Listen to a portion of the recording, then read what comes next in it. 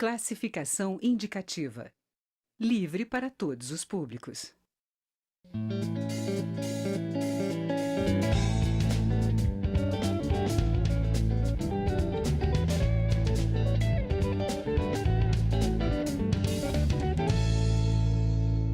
Olá! A reforma trabalhista do governo Temer completou um ano no dia 11 de novembro. Foi uma reforma muito polêmica na época, porque, ao flexibilizar a legislação, terminou reduzindo direitos trabalhistas que existiam desde que a CLT, Consolidação das Leis do Trabalho, foi editada ainda por Getúlio Vargas. Aqui comigo para conversar sobre o tema está o deputado Daniel Almeida, do PCdoB da Bahia. Eu sou Mariana Monteiro e este é o Palavra Aberta, um programa da TV e da Rádio Câmara. Olá, deputado. Pois é, fez um ano, né? Agora, há pouco tempo. O senhor vê que houve realmente avanços para o trabalhador ou somente para o empresário? Olha, é um momento oportuno, um ano de vigência desta reforma trabalhista, fazemos um balanço. Algumas matérias saíram, foram divulgadas e as pessoas estão discutindo.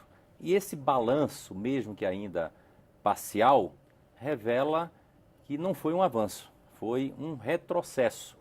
Foi efetivamente uma perda de conquistas para os trabalhadores, para a sociedade brasileira, para a nossa economia. O que é que se dizia no debate da chamada reforma trabalhista?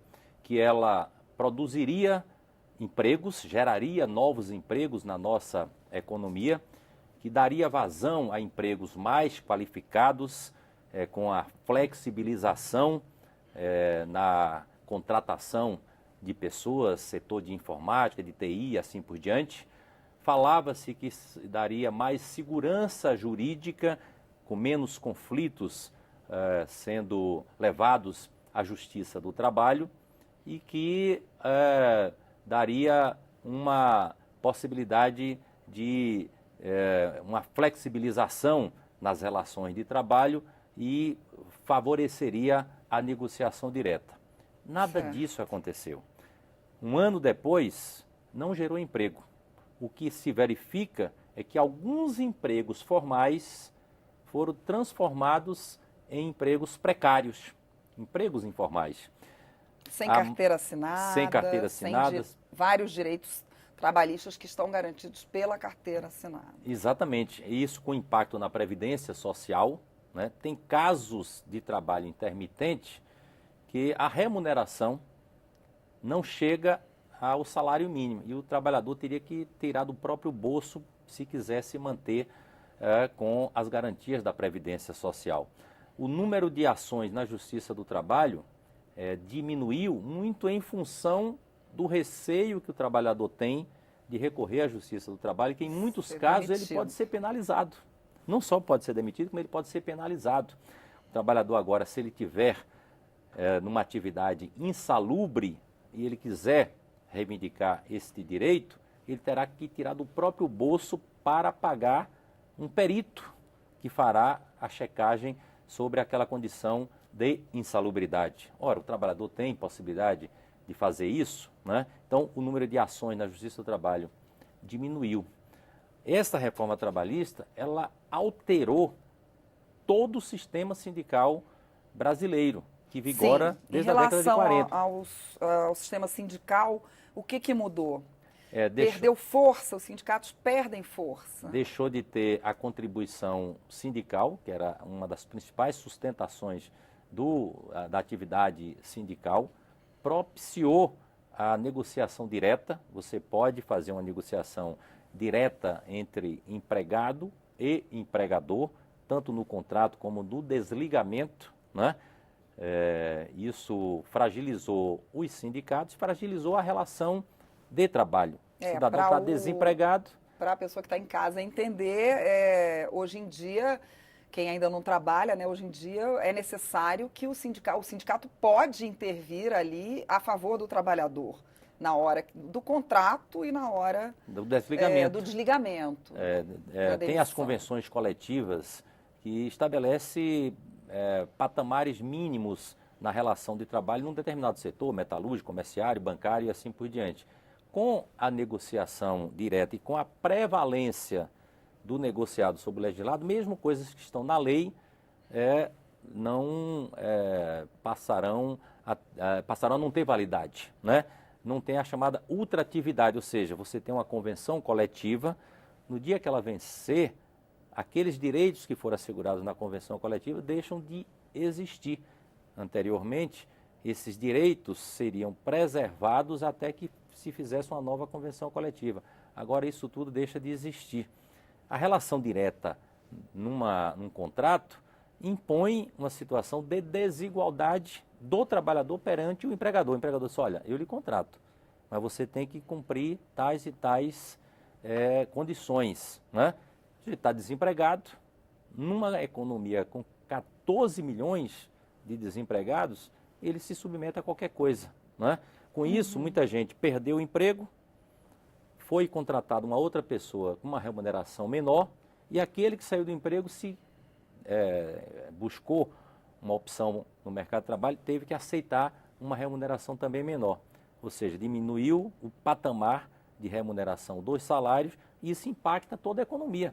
Você com menos salário compra menos, a economia fabrica menos e o comerciário vende menos e assim por diante. Ou seja, tem esse aspecto também, tem um né? ciclo Da própria economia. Da própria economia. Então a reforma trabalhista... E precarizou os trabalhos. Precarizou o trabalho, precarizou a relação de trabalho, precarizou as condições de trabalho, a remuneração do trabalhador. Né? E talvez até o produto final. Né? A mulher gestante ou lactante, ela pode ser obrigada a trabalhar num lugar insalubre. Sim, isso foi um dos pontos mais... Isso terminou ficando, deputado. Mulheres grávidas podendo trabalhar em situações insalubres. Infelizmente ficou e permanece Porque isso eu me lembro que foi ainda uma coisa hoje. Que tentaram tirar até o final. Que é uma outra coisa que ficou nesse debate. Quando a matéria foi aprovada de forma assodada na Câmara dos Deputados, foi ao Senado, lá no Senado dizia, olha, nós vamos corrigir no Senado. A promessa era essa, né? Para que não houvesse emendas no Senado e ela tivesse que voltar à Câmara, se fez lá um compromisso de corrigir estas tais anomalias, né, mais graves numa outra medida.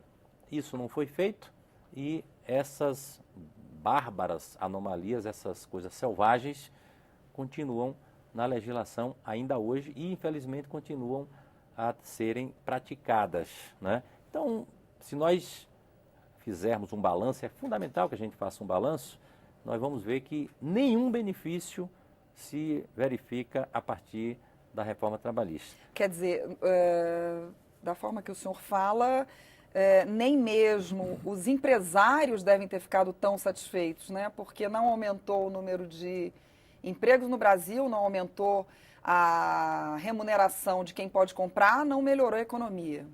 Exatamente. Ou o senhor vê que eles argumentam que houve algum avanço? Eu verifico que os grandes setores da economia, aqueles monopolistas, né? Sistema financeiro, as grandes estruturas, as grandes montadoras, as grandes empresas do agronegócio, né? Essas têm apresentado vantagens, porque flexibilizou o contrato intermitente, avaliam que isso traz ganhos de produtividade para eles, mas que legislação é essa que só o lado mais forte, que já necessitaria ter uma contribuição maior de caráter social, é beneficiado. Então, é uma legislação que está contra o interesse da nação, da maioria do nosso povo, especialmente dos trabalhadores.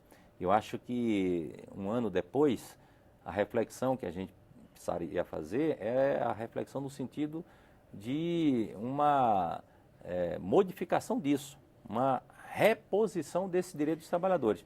Infelizmente... O senhor acha, pois é, eu ia perguntar se o senhor acha que há clima com esse novo governo agora, que acaba de sair das urnas, né, há pouco mais de um mês e pouco, se há clima para uma tentativa de modificação nessa lei? Pois é, infelizmente o clima e o que está anunciado é que quem ganhou a eleição acha que essa reforma foi tímida, que é preciso aprofundar a flexibilização, a retirada de direito. Paulo Guedes já disse isso, né? O futuro ministro da Economia disse que ele vai fazer a tal carteira verde e amarela. O que significa isso, deputado? Isso é um contrato de trabalho sem qualquer garantia, um contrato que o cidadão pode fazer com o empregado e empregador. Isso existe em alguma economia? Não existe em nenhuma economia que eu conheça, né? Então o sujeito pode, a partir de agora, usar um contrato específico, né? Que ele adere a esse contrato, abrindo mão de direitos, né? Que não se sabe ainda quais são esses direitos, mas pode estar comprometido direitos básicos, né? Como remuneração de hora extra, etc., 13º e assim por diante. Isso passa aqui no Congresso? Eu acho que nas condições de hoje não passa, mas eles estão botando um venenozinho aí, dizendo o seguinte: isso vai ser uma opção. Nós vamos manter o contrato atual e vamos fazer essa opção de um contrato mais flexível com essa tal carteira verde ou verde e amarela. Né? Bom, é um tema longo, mas o nosso tempo, infelizmente, eu acabou. acho que hoje não passa, mas espero que no futuro a gente tenha força para resistir contra isso. Tá certo, deputado. Muito obrigada pela sua participação. Eu conversei com o deputado Daniel Almeida, do PCdoB da Bahia, sobre a reforma trabalhista do governo Temer, que completou um ano no dia 11 de novembro. Eu sou Mariana Monteiro e este é o Palavra Aberta, um programa da TV e da Rádio Câmara. Para rever esta e outras edições, digite câmara.leg.br/Palavra Aberta. Até a próxima.